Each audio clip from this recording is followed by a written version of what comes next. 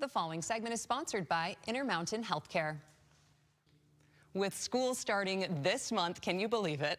Experts are concerned that the COVID-19 cases may rise among children, especially with the prevalence of the Delta variant. Dr. Neil Davis is here to tell us more on how we can protect our kids. Thank you so much for being here. Great to be here. We are so glad to have you. Now, the number one question that is on everybody's minds as we're getting ready to go back to school is how can we keep our kids safe? Great question. The most important thing we can do is to get the vaccine. For those who are 12 and older, where the vaccine is available, we should absolutely get it. We know it's effective, we know it's safe, it can help protect our kids. And what can we do as parents to maybe show a good example to our kids? Wearing masks, washing hands, that's still a thing, right? Absolutely. I'm going to sound like a broken record. Get the vaccine. That's the number one thing we can do. The more people in our community that get the vaccine, the safer our kids will be, especially those that aren't old enough to get a vaccine. You're right, though. We should be smart about the other precautions as well. Kids, we actually know it works. We know that masking works, so we should be examples there too. Well, and we saw this last year. We saw it be effective, and now we just need to carry this on over and keeping that good momentum to make sure we keep those numbers down. Our little ones, I feel so sad for them knowing that school's already hard enough. I remember elementary school, and now we're throwing all these other factors into it. This has got to be a pretty big disruption for our kids in schools. You know, kids actually did really well last year. I think that's the main message. If our whole society did as well as our elementary schools, we'd be in a better spot.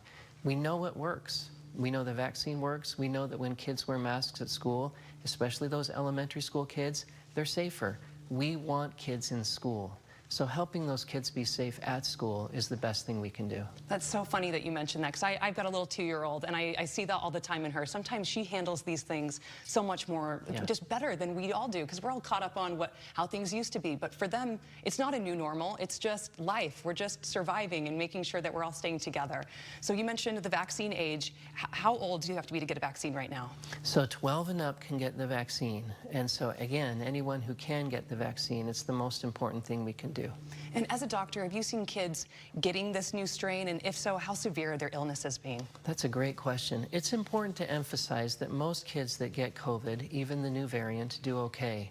It's also important to realize that there have been around 100 kids hospitalized at Primary Children's with that multiple inflammatory syndrome that really has impact on the heart and other organ systems.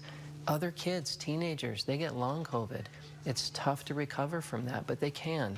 We can do better to help prevent those things by getting the vaccine and by helping our kids mask at school. Now, are you seeing kids pass it among each other, or are you seeing it more that children are giving it to adults? It's going to be both. You know, it's early in the Delta variant season as far as that goes, and so we'll see how the patterns play out. But again, just as a reminder, we know what worked last year. The kids can do it. As you pointed out, kids are resilient. They often do better than we do. So we all need to be strong and band together for our kids. Absolutely. Get those vaccinations and doing all the things that we know we need to be doing. Where can we go for more information and our COVID questions? If we have some, where can we ask?